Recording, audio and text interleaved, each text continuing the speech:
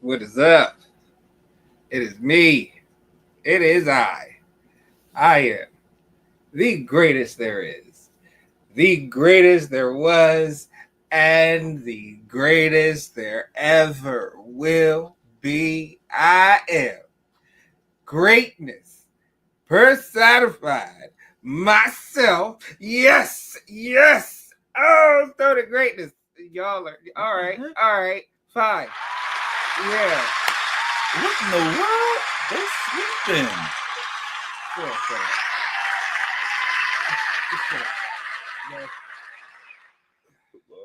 There's nothing under y'all seats. Nothing. No checks. Nothing. Wow. So yeah, no, keeping all of it in my pocket now. I'm here with the man of the hour, the myth, the legend, Just keep pointing at me. the activist, the author, the educator, the entertainer, the empowerer, the conqueror, the philanthropist, the Hall of Famer, the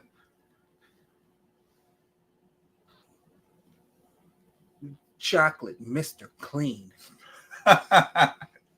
Mr. Clean wish he could.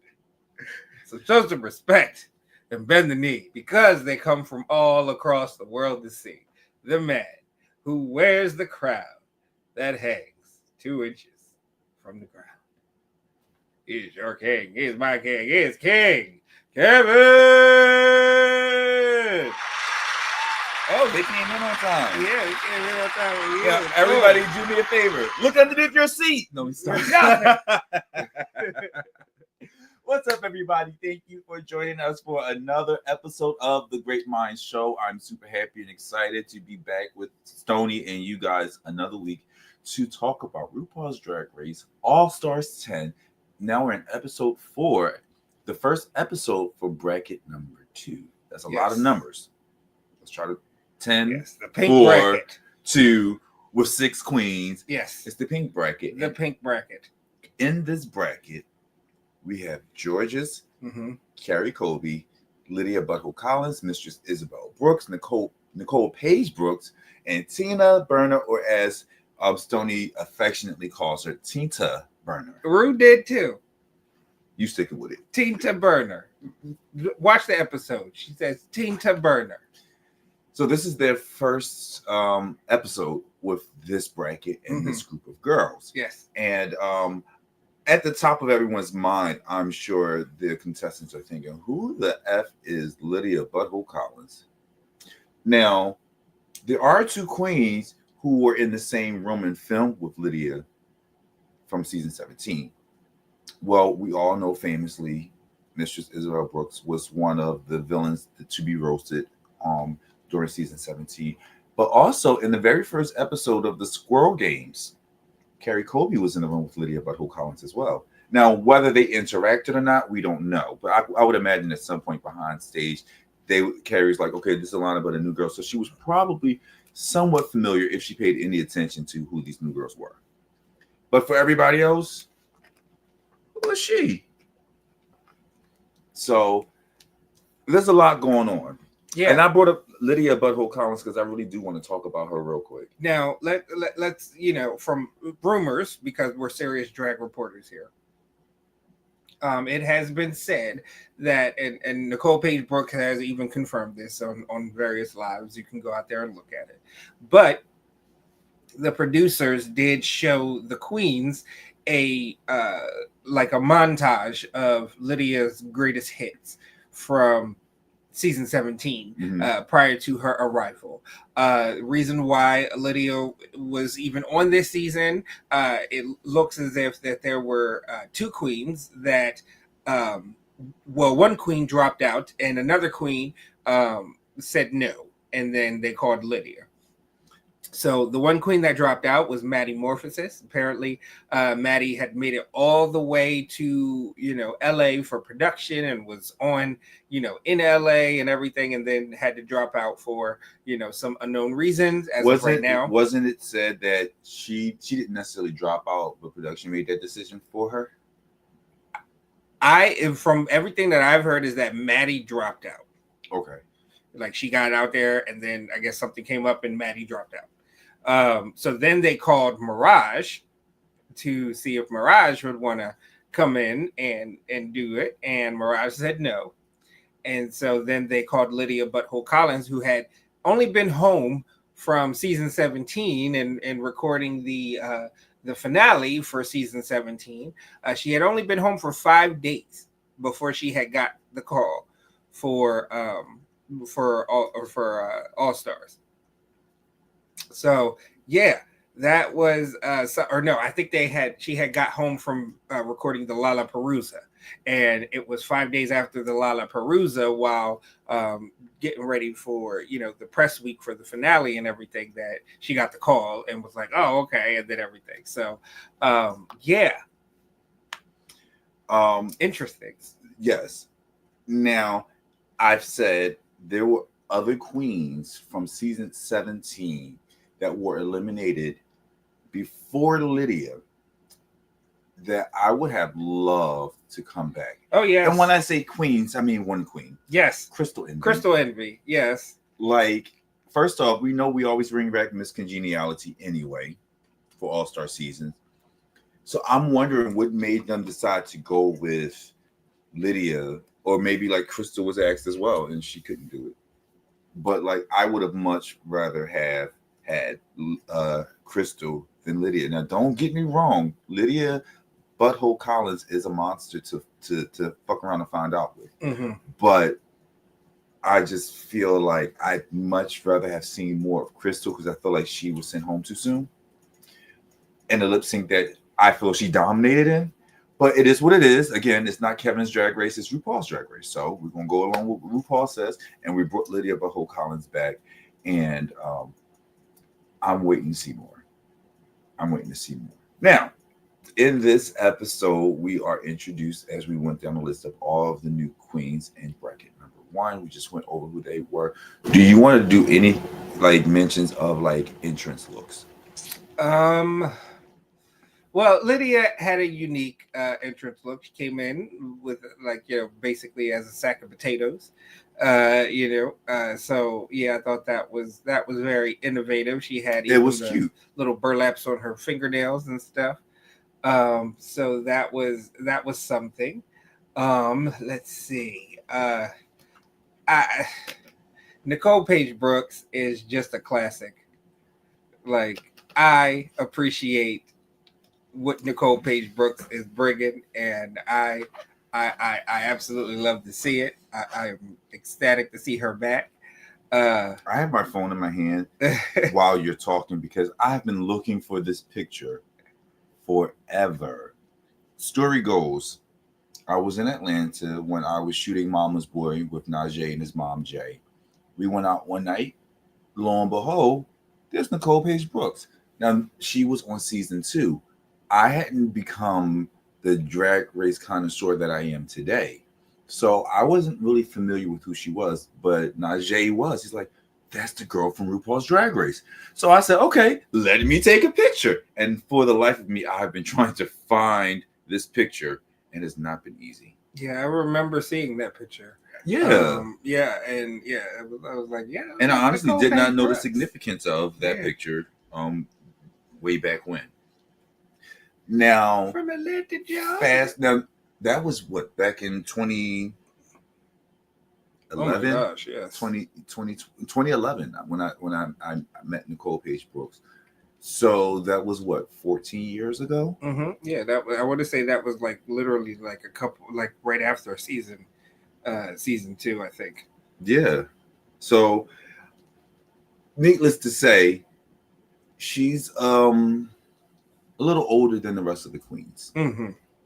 And she started dragging in 1995, And just to I put was that, in the 5th grade in 1995. and also to put that in reference, Lydia Butthole Collins was born in 2001. So what that means is when it comes down to queens like Chanel, Phoenix, Nicole Page Brooks, whether you think they're the most absolute best drag queens or you think that they have done their time, put some respect on their names. Right. Because they've been doing this longer than half these queens have been alive. Yes. So yeah. I don't like it. All that said, I don't like it.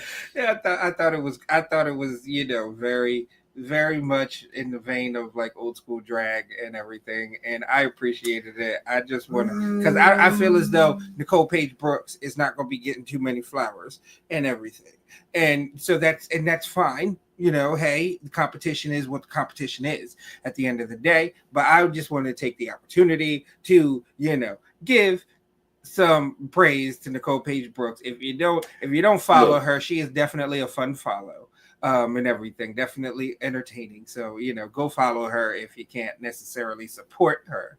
At her gigs and stuff. But yes, I thought that hey, entrance looked what I expected from Nicole Page Brooks. Mistress looked amazing as always, as to be expected. Like there isn't anything like Carrie Colby. Oh my god, like so god. I've been watching these Entertainment Weekly interviews with like the entire cast or then like the brackets or whatever, and in every video that you see Carrie Colby, it's like, oh my god, she is just stunning. Like the thing that I would do. The way he could just objectify a person. I'm sorry. I don't mean to objectify that coming from this guy here who's an expert.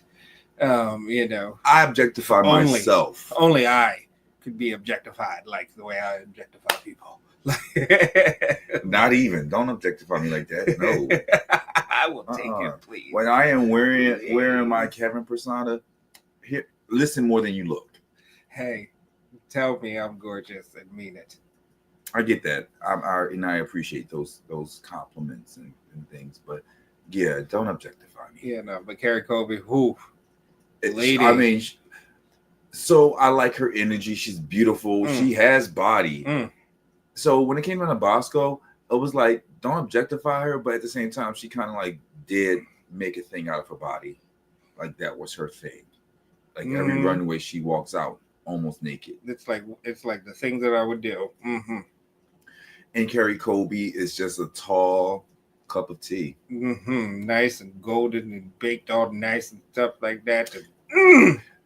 Just beautiful. Now, does her drag match the outer beauty is the question. Now, she's brought back because she was very memorable from season 14 when she was on. Yes, and she's a Colby. She's a Colby. And I'm starting to see a little competition between her and Sasha. Because when Sasha came on, she said Carrie can't be the most famous Colby. And she took the crown. And now here's Carrie back again. Like, oh, you want to bet? She won't be, but she could try. I mean, she wasn't even the most famous Colby when she was on the show. She really wasn't. She was the most mainstream, I should say. Like you could say that. But no. Now, no, not at all. But yeah, George's. George's look. Definitely so her hair was very reminiscent to Bosco's hair when she had the zip with the tits and slits. Yeah, the big old B updo looking type of thing. Yeah, it was nice and platinum blonde But I think overall, like it was definitely a different look than what Bosco did. Georgia holds her own. Yes. And what was it you just said? Like she's acknowledging that she's no longer Rue's favorite twink. Because Lydia Butthole Collins is there now? No, there was a meme that was out that's being circulated in like the Drag Race fan groups and stuff. And it's a picture of Georges with like a face crack and then Lydia Butthole Collins smiling and being all happy. And it's like the moment Georges realized Rue has a new favorite twink. And so, yeah, you'll understand that meme in a few when we get through the whole episode. But yeah, that's a meme that's circulating around that was pretty funny that I saw. Wow. Lots of things going on.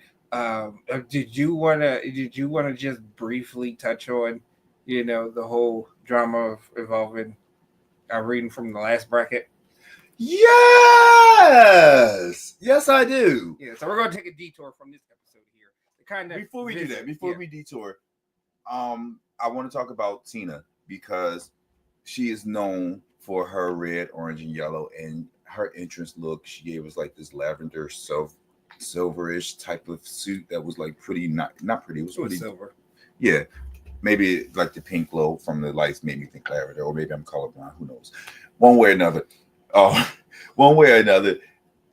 Tina stepped out and she made a good impression, in my opinion. Tina is not one of those girls that I typically would look check for, but I'm looking at Tina right now because her entrance look right now is actually like elevated to me. Mm-hmm. So, but from our last bracket, the first bracket, which was the orange bracket, we had Irene the Alien, and we know in season 17 it was said that Arietti was the daughter to Irene the Alien, and it was kind of like, oh, we Seattle Queens, da da da da da.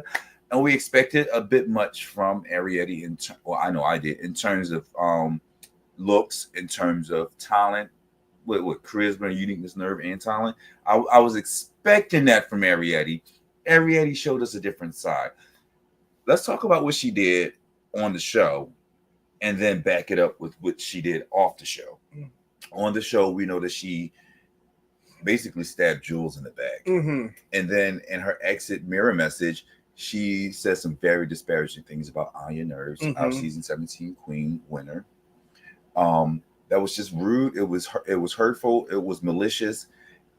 I said, the bad thing about her is she's eliminated, and that was the last impression that she would give the world. But then the Lollapalooza happened. She came back. We got to see her on TV apologizing, whether you brought it or not. She did it. She apologized to Anya Nerve. Anya accepted her apology. She had a conversation with Jules. Jules said, yeah, we're very neighborly now. And it was like, I don't know, Arietti, something ain't right. Like, I see the apology, but I don't know. There's something about you. I don't know. Do we like Arietti? Are we supposed to like her? Can we like her? I don't know if I want to. Like, I'm not going to hate. I'm not going to, bully or any of that stuff. Yeah, we're not, and don't send hate to Queens. Yeah, please don't do that. Like, don't do that. Yeah. They're human like we're human. We all have our days. We make good decisions. We make bad decisions. Yes, and we are serious drag journalists who we are here to offer our opinions, and everything. And the Queens open themselves up, for critique and everything by folks like us who make it a point to put out our opinions and critiques about them. But we don't hate at the end of the day. Yeah, no. All right. But yeah, as far as liking Arietti, it's one of those things where I feel like you have to kind of make up your own mind in a sense. Me personally, I don't like a lot of the things that I'm hearing. And then, come to find out that, Arietti and Irene are estranged now. Because apparently there was a bunch of behind the scenes drama that involved apparently money, where Irene was where Arietti was organizing and running a gig and stuff, and had booked Irene to host the gig, and shortly after Irene was on Drag Race, and Irene her price went up because she was on Drag Race, and then right about that time was when Arietti got the call that she was going to be on Drag Race, but like basically Arietti had to figure out money, and according to Arietti, Irene was basically shorted like $50, of her full tip and stuff, and Irene is making a big deal about it and everything, even though she did end up getting her full tip eventually. So it's one of those things. And then Arietti kind of talked about how Irene was racist, or is racist, and engages in certain behaviors with people that she's not, because of certain birth dates and things, and everything. Put that together. Yeah. So yeah, so it was a lot going on because and this all came about because of Irene being at Roscoe's last week, and the folks at Roscoe's asked Irene if she helped Arietti prepare for Drag Race, and if Arietti helped her prepare for All Stars. And Irene was like, no comment. And so it was like, oh, what does that mean? Well, Mistress Isabel Brooks to the rescue, because she has a video of her interviewing Arietti at like a drag con. Irene has an interview of Mistress has interviewing Irene at a drag con, and Irene basically says that no, Arietti is no longer her drag child, and that there really isn't no redemption or reconciliation or anything, and that she can't deal with somebody who messes with her man, her money, or her character. And so she left it at that. And Arietti then came out with the whole story that I had went through earlier with the whole gig and everything else like that, and started throwing barbs and stuff like that. Irene has stayed pretty much above the fray outside of what Irene has already said. It's Arietti more so that's kind of stoking the fires and having all her say and keeping it going, because honestly, the details that we got were from Arietti, not Irene. Mm-hmm. And I guess Arietti did all of that in an apology, but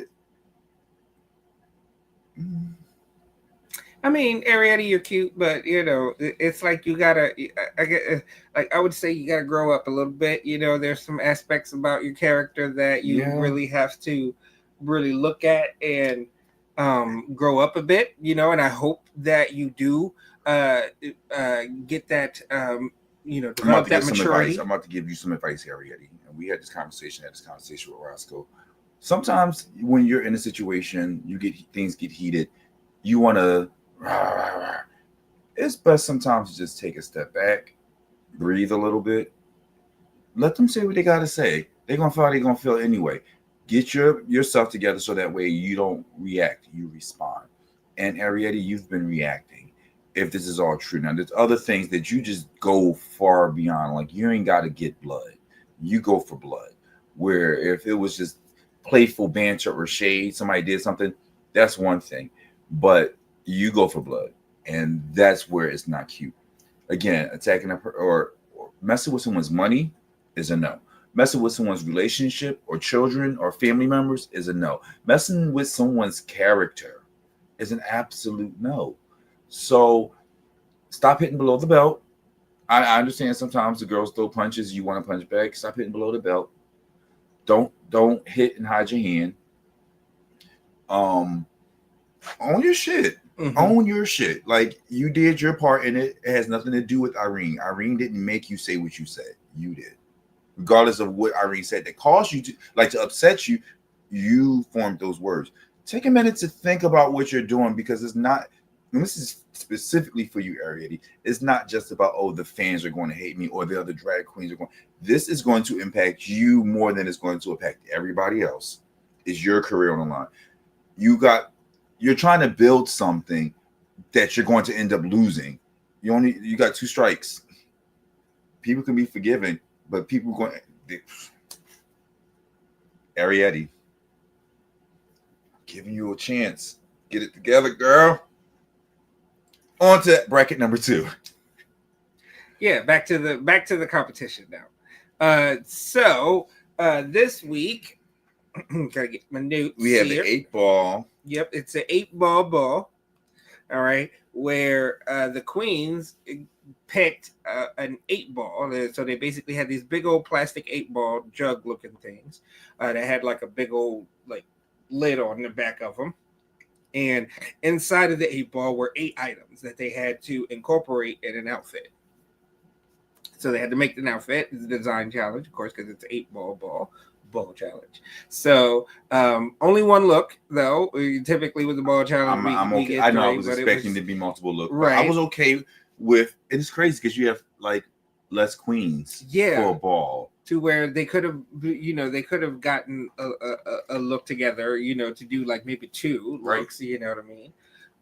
But yeah, so that's what we had and everything. So the queens all chose their balls and opened it randomly up and picked them. Yep, and some folks got some crazy looking fabrics and crazy looking things, and we saw a lot of creativity from the queens and everything with this particular ball. I was pretty excited and everything with what we got, in part because I do think that they were all of them were very creative, and with everything that they did, so you saying that, I want to start my critiques and opinions with Nicole Page Brooks because you said that. Because I feel like of all the looks, her look was the most underwhelming look on the runway. It was, but it wasn't, to me, it wasn't totally bad. You know what I mean? Like, it wasn't totally bad. Before we get into the runway, though, because I want to get into her look. But before we get into that, let's talk about the workroom because there was some shade and drama happening in the workroom. Oh, yeah. Where do we start? I'll start with Mistress and Tina Burner. How about that? Yeah, they were squawking. So back in the day, heads were squawking. Back in the day when Tina was on, in the past, she, all of her looks weren't winners, and she had a picture that she posted with a pride wig on, and it looked like she just had that wig and maybe like some gold lipstick on, and that was it. So it very much looked like a man with lipstick on, and like there was nothing super draggy about it. She didn't give a glamour look. That was an opportunity for Mistress Isabel Brooks to troll her, and troll her she did. And Tina felt a way about it then, and she feels a way about it now. Do you feel like Tina is reading too much into this? Do you feel like, it's not that serious, girl? Yeah, it's definitely. Really not. I definitely, felt like it was nothing but playful cattiness when it came from Mistress, because that's what drag queens do. That's what drag queens do, and Mistress just has a way to put a little sting on it more than the other queens, but she's still being playful. And I think she gets a rise out of people who she realized they don't know that I'm playing. I'm gonna keep going, and she has fun with it. I had to understand it because honestly, if I was in that workroom and Mistress started getting at me, I would have gotten frustrated. Yeah, I really would have gotten frustrated. Yeah, but I also know it's Mistress, and I'm learning to like, girl, please, just brush it off because what's the point? It's a joke. These are jokes. I knew I looked busted in that picture. You're just talking about what we already know. And she's making light of it. But no, Mistress is also shady. And in the confessionals, Tina said, I'm not going to let it get to me. That was apparent right then and there that she was getting, because everyone could tell that she was playing except you. Yeah. I guess it's different when you're the butt of the joke, but it's still a joke. Right. I totally get it. How about Tina Burner? Like being in all the storylines, because not only was she squawking with Mistress Isabel Brooks, but she was shooting her shot with Lydia Butthole Collins. Now, I want to know, what is it about Lydia? Because Lydia's juice, it's the butthole. It like her juice is cooking. Like her juice is juicing, like to where Corey is like and Tina Burner got her cup like, hey, can I get a swig? And Corey King is like, no, man. Lydia got the juice. Lydia got the juice. It's like, the butthole. Oh my goodness. Because everybody is trying to get a piece of that butthole. Oh no, because Nicole Page Brooks is trying to get some Georges.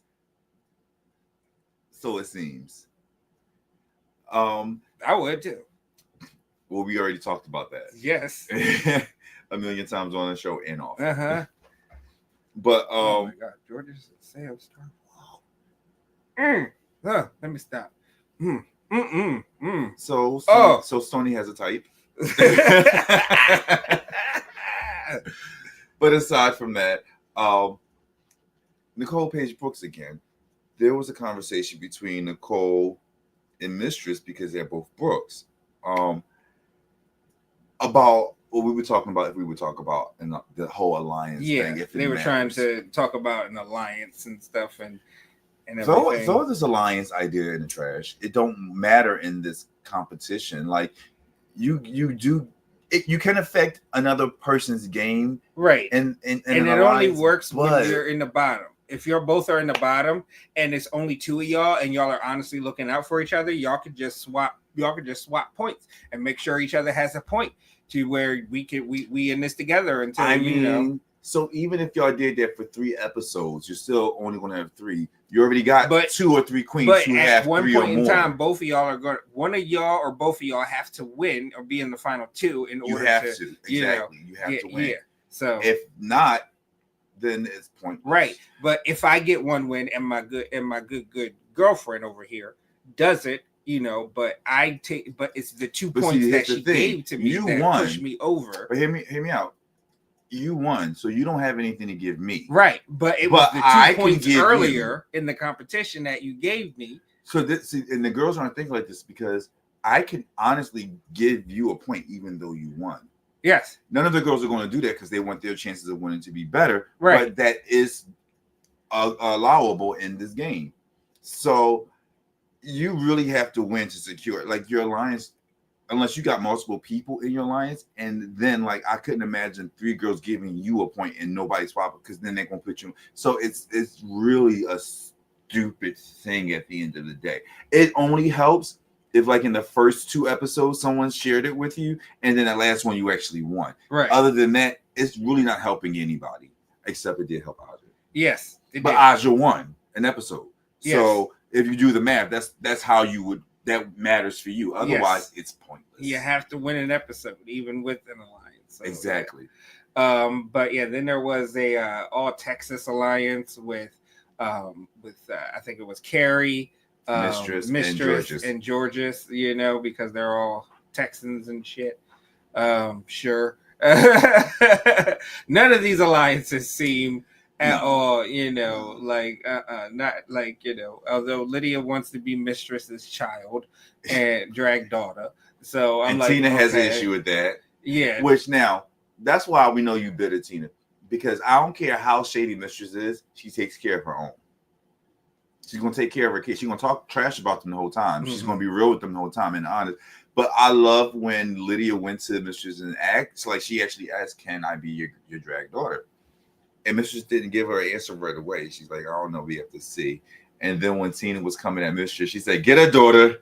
And Lydia jumped up. So it's like, okay, that might be, Lydia is making all types of relationships on this show. Yes.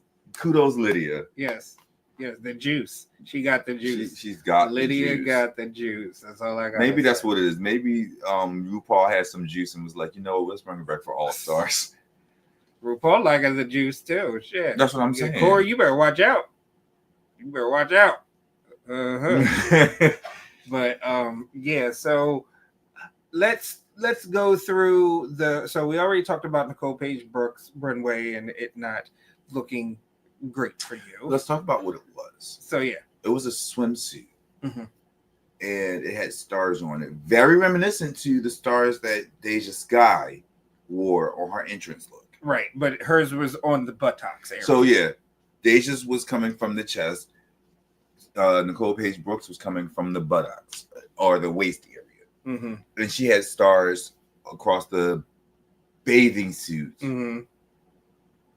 Yes. And some on her body. Yes. Then she had but when she came out, yeah, she had like this boa thing. I guess they were like wristlets that she had. Yeah. With the boa coming from. She had it like here, but then it was like, then she went whoosh, and then it was like a total reveal. And it was pretty nice. It was one pretty nice. boa cut in half. Yes. As your entrance look on this runway to reveal to a bathing suit. Yes, that was epic. That is Nicole Page Brooks. That was for epic? that ass because it was Nicole Page Brooks. That was That's why. epic? Yes, if it had been anybody else, that would have been terrible. But because No. it was Nicole Page It was Brooks, still it terrible. was epic. It was still terrible. It was great, Nicole. You did. I did not get fashion. I did not get drag. I did not get camp. I did not get it. I got a reveal.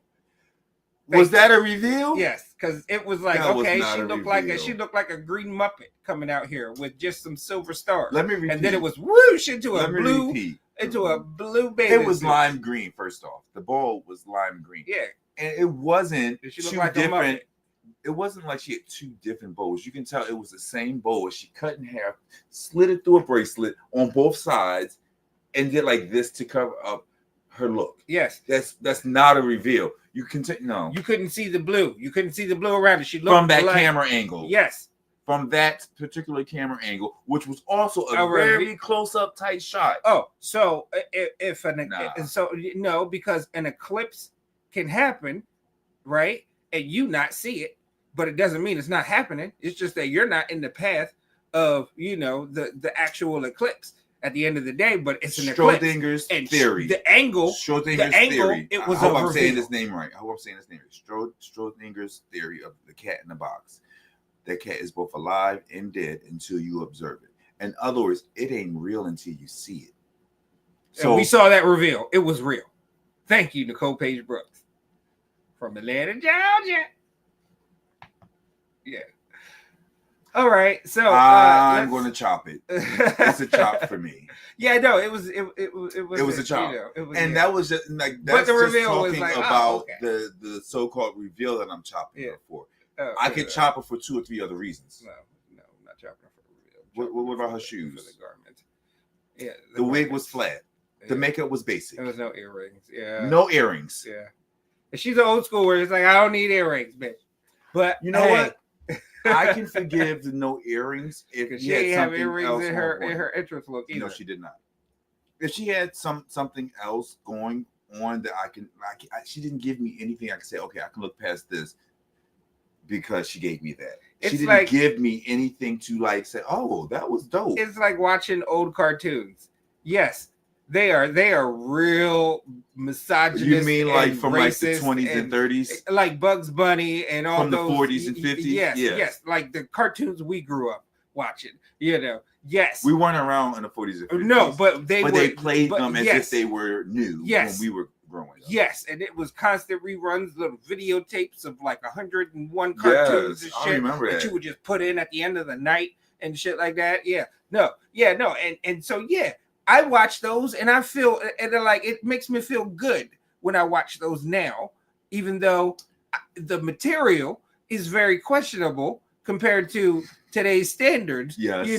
And stuff, but it's like, and that's how I feel about I want to see Nicole Page Brooks. I want to see her lip sync. That's what I want to see. She has to win to lip sync in this competition, but I want to because I think that would be her redeeming factor if she got to lip sync. Well, she didn't do well the last time she lip synced, so who knows? I mean, but she is still the legend that she is. Yes. Hey, Mom. Hey, Mommy. So, but moving on. Let's talk about Georges. I thought that Georges's garment was nice. I thought it was very nice. It was very creative because she doesn't pad, but she gave us a shape with her garment. So that was really good. She's Georges. I think that it would have been improved had she took some of the fabric that she cut and probably lined the yellow portion. I can see that. With like either some fabric to give it like a contrast and then also a nice, nice like hem border and stuff like that, to kind of make it pop, make the yellow pop a little bit more. I thought that it could have done with something like that. But other than that, I did think that it was a pretty good garment, Generally, it was good. Was in my top 3 as far as the top 3 looks that I liked. Forgetting? I am forgetting somebody. No, I'm not. They're all in my head. Who do I want to talk about next? Mistress? I actually rather talk about Carrie Colby. Carrie Colby? Okay, we can talk about Carrie Colby. Body down. Body on point. Oh my gosh! However, like ice cream her dripping down the look, knuckles. Just want to lick it. her look was It was not as strong. Like I get what she was going for, and I see the vision. The execution wasn't as good as it should have been, in my opinion. I'm trying to think, like, if I was at a Pride and saw her on stage wearing that, would I live? Again, because the execution isn't as tight as it should be. I don't know. The cups were off. I think had the cups been a little bit more symmetrical. If she popped out on stage, gave you a quick 1-2 number, and got off stage, you probably wouldn't even notice it. If it was an upbeat thing and she was dancing and lip syncing and things like that, you probably wouldn't have noticed that. However, on TV, where the camera's I can see on her you, killing buttons in that. absolutely, Yes, absolutely. But when you're on TV and the camera's right on you and you got a lot of close-ups, it's unforgiving. And you see all of the things that Stoney is like listing that was wrong like with the outfit. The cups were asymmetrical. I get what they were saying on the pit stop as far as everything kind of not looking together, like the beads and stuff hanging down. It looks like it was kind of an afterthought. I totally get that. I mean, and I can forgive that, considering that, it's an afterthought because we made this up on the spot. We were given a ball full of random materials that we had to use all 8 items in this ball and in our garments, and they were counting off each item on the runway. So it could be afterthought, like, hey, I still have something I have to use. Oh, let's put it here. Was that a good idea to do it that way? Maybe not, because I just don't think that it did any favors for Carrie. It wasn't. It was a good looking outfit, but it wasn't strong enough for all-star level and everything. And if I'm being honest, any franchise of RuPaul's Drag Race, especially coming in as Carrie the Kobe, I feel like you should have given us more. Give us more looks. Like, and I get the queens who are like, oh, I'm bodied down, let me show my skin. We love it in its place, but I also feel like you're on RuPaul's Drag Race, the biggest platform for drag competition in the world. Elevate it. Like, why not elevate it? Even if you were giving us a bodysuit, like what Georges did was genius, because she gave us the bodysuit, but she gave us extra flares with it. I don't feel like the flares that Carrie added. Yes. I don't think that the flares that were added by Carrie Colby was enough to be seen. Right. I would also agree. Let's talk about Mistress, because this Mistress's critiques were a bit controversial. A lot of folks, especially it's the talk of all the fan groups and stuff like that, of how a lot of folks thought that Mistress's criticisms were a bit unfair when it came to RuPaul and Michelle Visage, basically saying that, oh, this looks familiar, Mistress. Like, have you changed since you've been here? And Mistress had a wonderful comeback. I was like, no, should have been crowd before. Let's talk about her look. She came out with this corset that she made. Yes. With the leopard print. Was it a skirt she had on? Yeah, it was like a leopard print dress, like, type of thing. That Mistress does not come out without heels on. Her wonderful big updo. When I think about quintessential drag, Mistress gives it every time. There's never a time you catch her slacking. We're not talking about Eleanor, but Mistress never slacks. So even if she was given that quintessential drag that you're familiar with, it's a winning look. It's all, and she can read the room, and not just reading people, but she reads the room with the challenges that she knows how to execute. Like, one of my favorite drag queens right now is Mistress Isabel Brooks. So I'm going to be praising her, and I'm also going to be fair. I don't see anything wrong with what she did in this episode whatsoever. No. And this is her first time on the runway in 2-3 years. 2 years.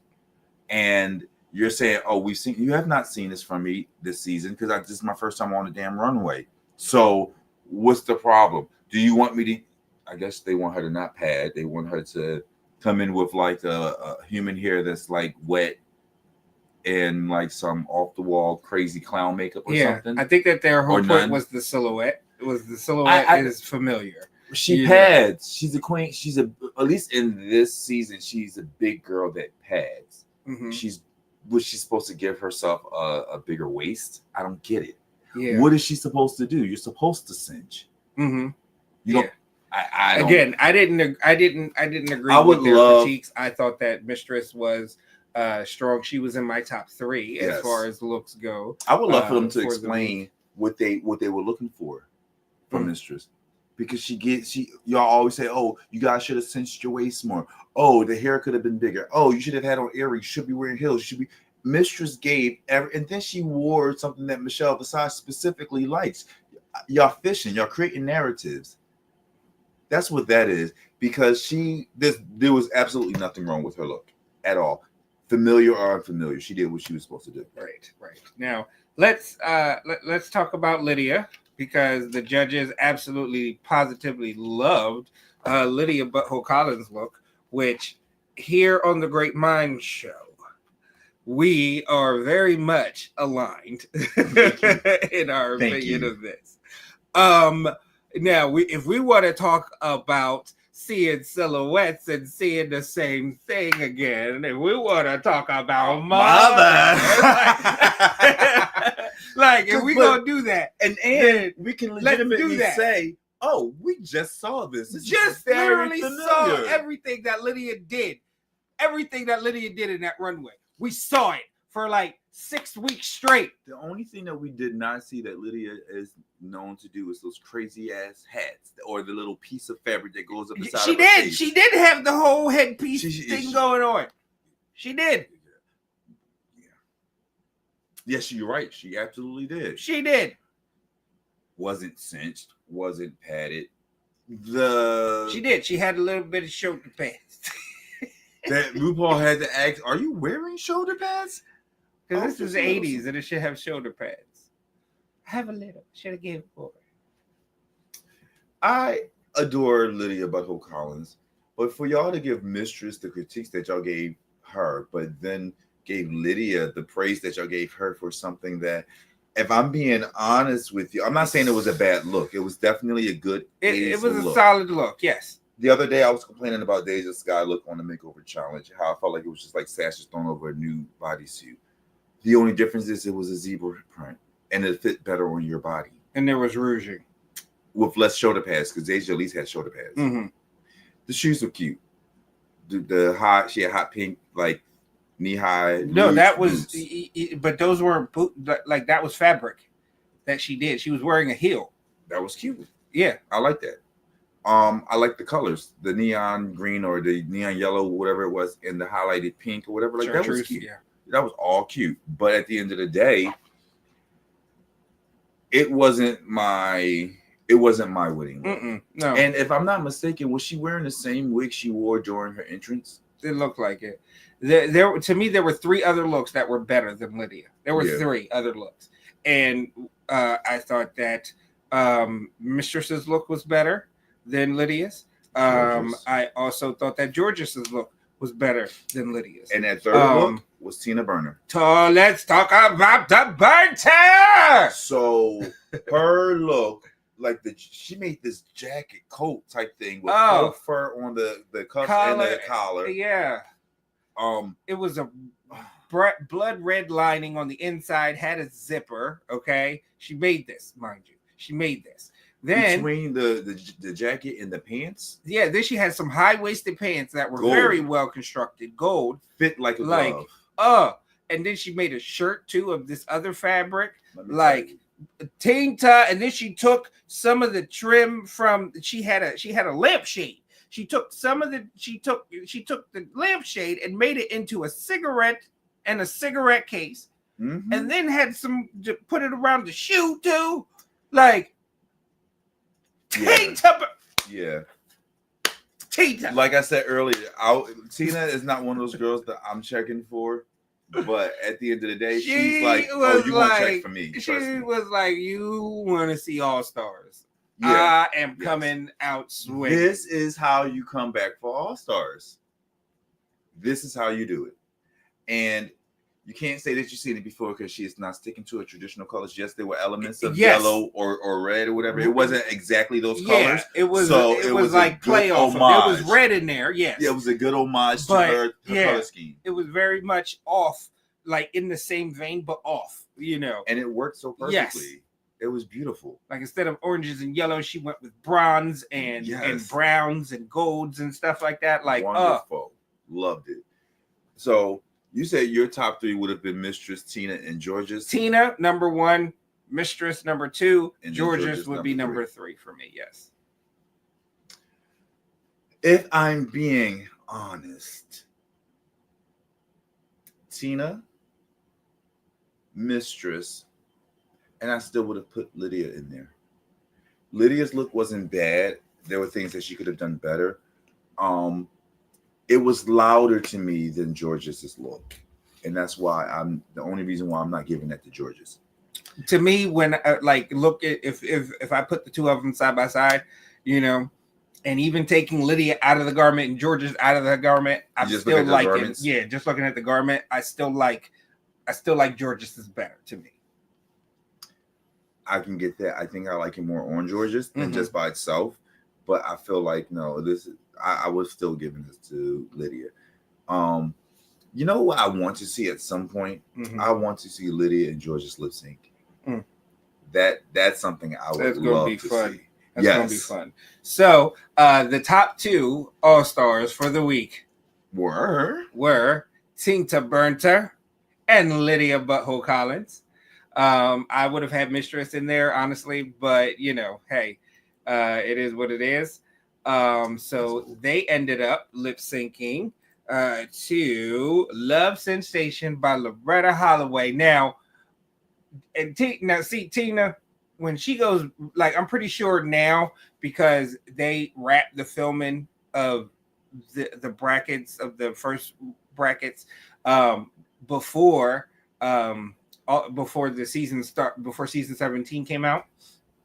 I'm pretty sure when Lydia went, or Tina, when she went back and watched Lydia and everything, and was like, Ru set this up because you can't give Lydia Butthole Collins an old school song, an old school black person song, and not think that she ain't gonna knock it out of the park. Did you not see that Boogie Wonderland lip sync? Yes. Like,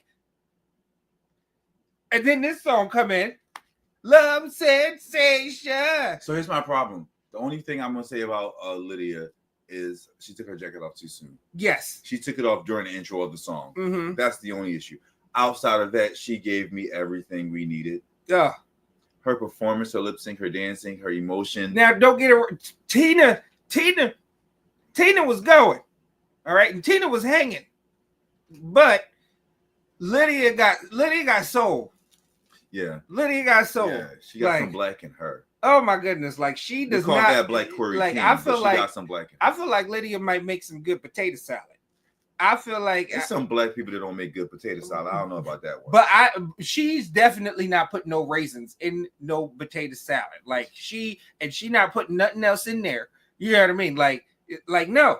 It is just onions, eggs, potatoes. Like, that's it. That's it.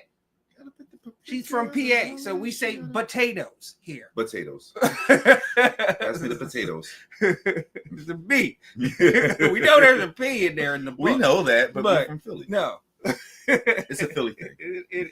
It's a Pennsylvania thing, honestly, because Well, yeah, because she's from Pittsburgh. It's a PA thing. Like, yeah.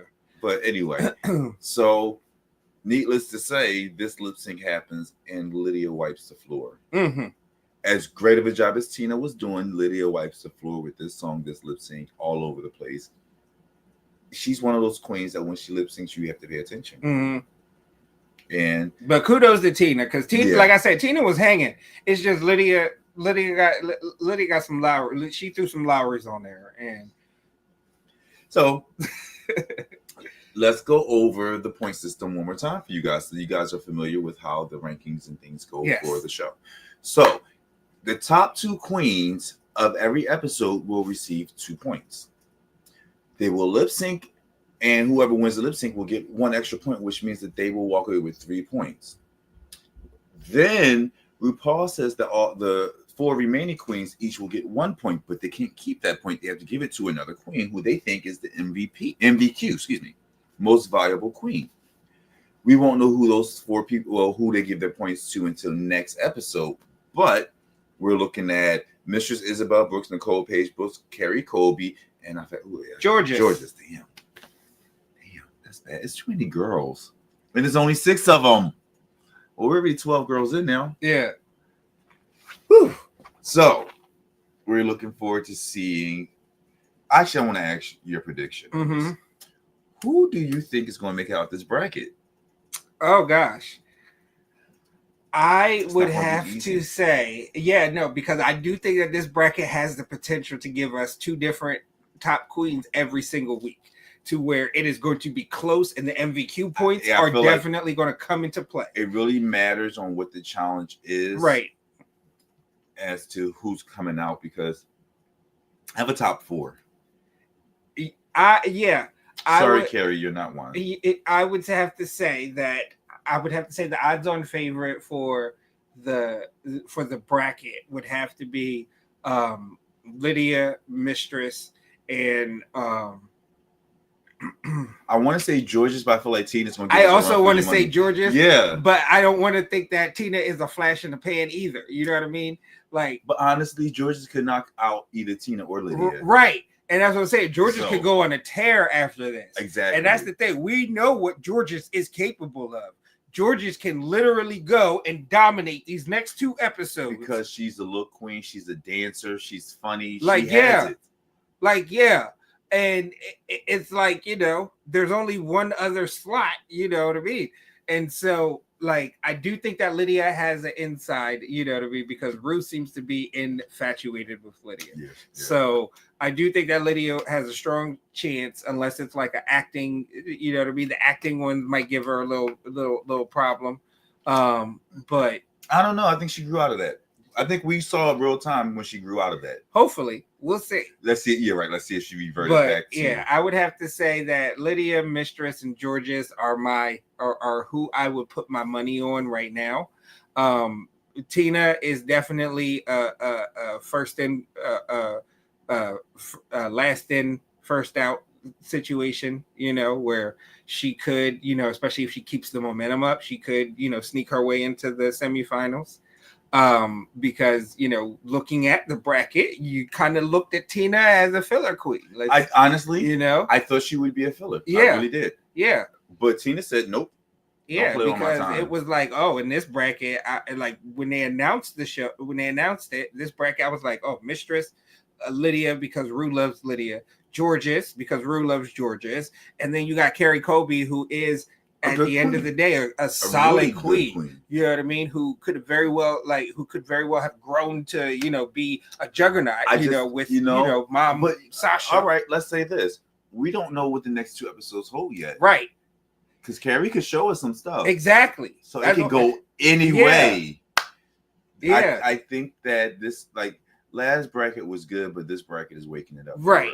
Right. We knew that Irene, Bosco, and Aja were the 3 strongest queens from in that the bracket. Entrance look. You could tell. Yeah. Even when they announced the brackets, you kind of figured that those were the 3 strongest queens. Based off of their performance and stuff like that. Yeah. Anyway, and then Irene's social media presence, and everything. No, but honestly, the episode that she got sent home on, I knew that there was more to her. Yeah, definitely. In her one and only episode, I wanted more. So I had high hopes for her then. Now in this bracket, honestly, I did think that Tina was just going to be filler. I didn't have high hopes for her, and she has definitely changed my mind like that. Yeah, she is coming out swinging. A good job, Tina Burner. The leader, right? Lydia is the leader right now with 3 points, and Tina has 2. Everybody else has 0 until the MVQ ceremony is complete at the beginning of next week's episode.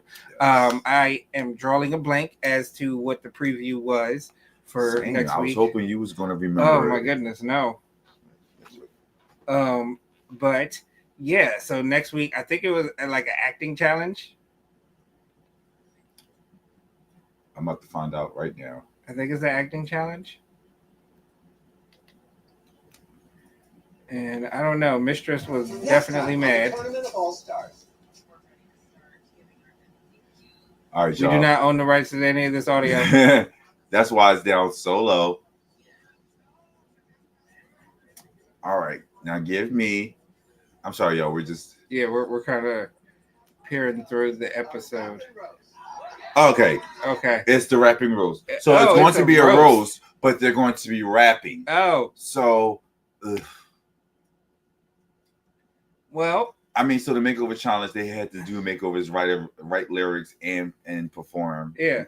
That live. So I guess. So yeah. So I do think that this might be a Carrie Colby special here because she does have a little bit of lyrical experience. But see, that's what I mean. Like, I think this is going to shift the power dynamic. Right. So where we have two totally different top twos. Yeah. And it's going to be something because the thing with the last bracket is that Irene was the constant. Yeah. She finished in the top every single week.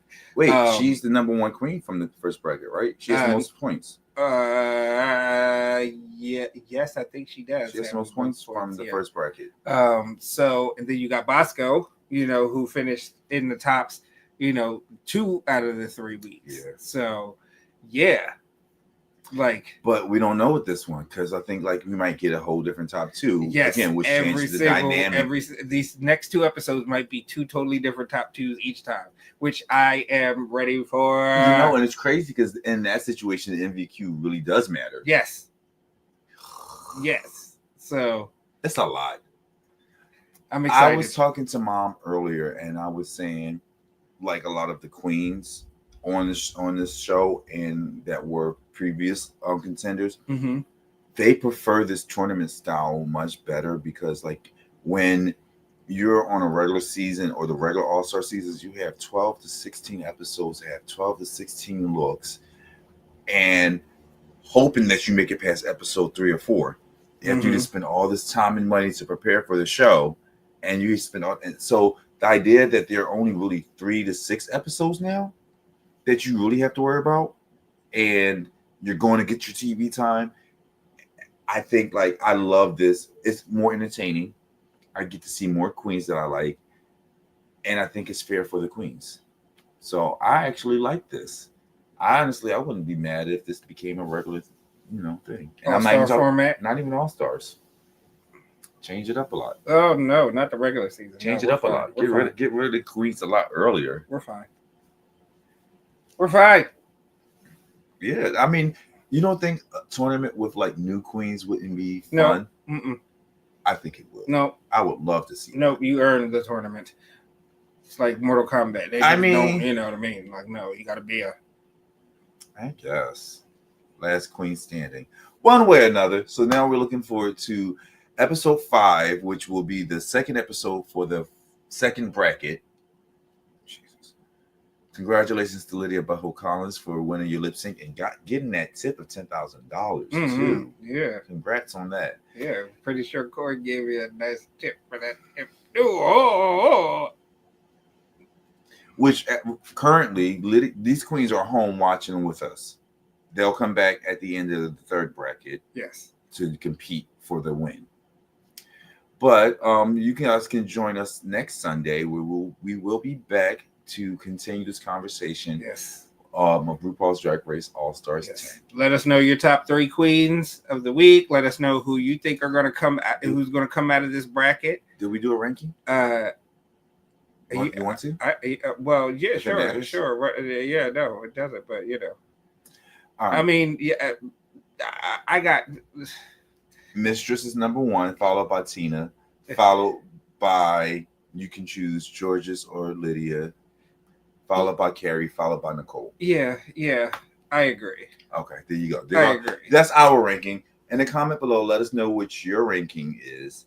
And let us know who you're looking forward to seeing come out of this second bracket. We love you too, Mom. I'll put it up on screen because it's a little small on the side. But yes, Stoney, is there anything else you want to tell these wonderful, lovely people? Hey, thank y'all for coming. God bless you.